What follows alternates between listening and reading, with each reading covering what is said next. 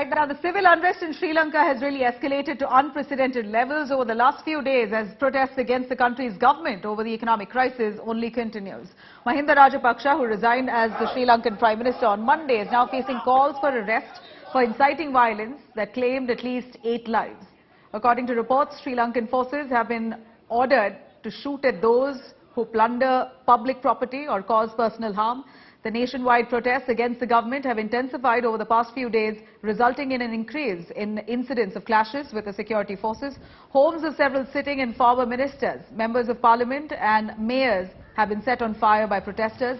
One ruling party MP was killed during the protest. Now the pressure is entirely on President Gotabaya Rajapaksa to resign after resignation of his brother.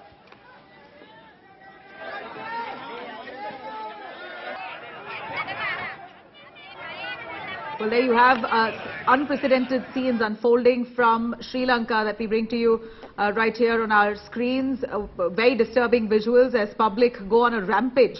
There are barely any basic essentials, necessities that are available at affordable costs for people at large. They are reeling under one of the worst economic meltdowns in the country, with most of those people within the government that's now collapsed absconding. We're standing next to the Bere Lake near the Gangaram temple. This is generally a much-loved tourism spot. You can see how there are swans which people use for boating, etc.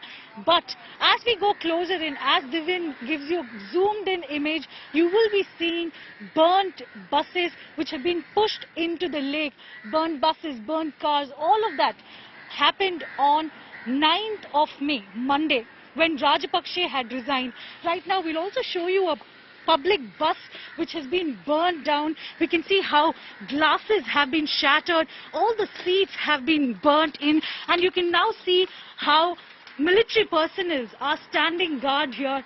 This is the scenario that we're seeing across Sri Lanka right now.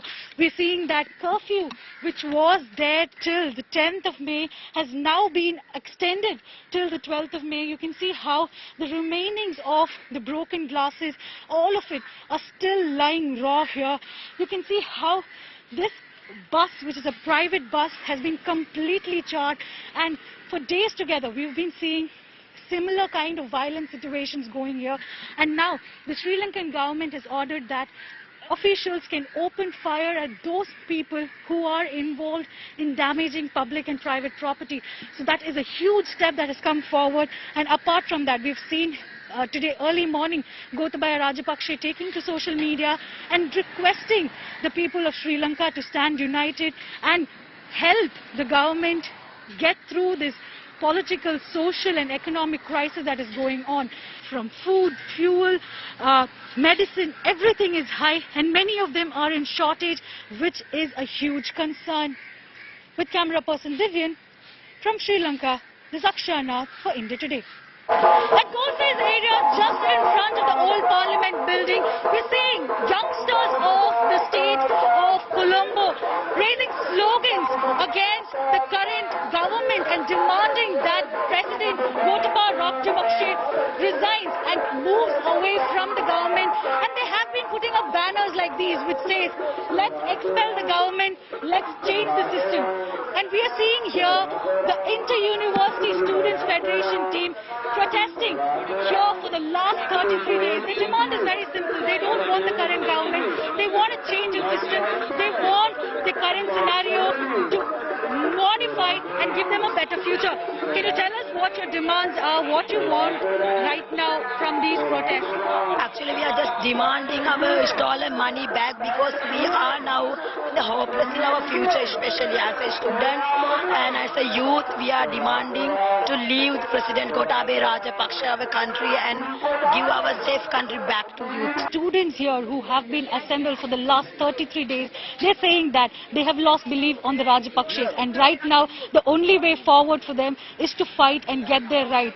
Until then, they will continue their protest. With camera person Divyan from Sri Lanka, this is Akshana for India Today. We have the responsibility for the change in society and to this corrupted economic crisis, right? Then our side, we have to try our best, right? So we think we always trying to say the society so we can win through the fight, right?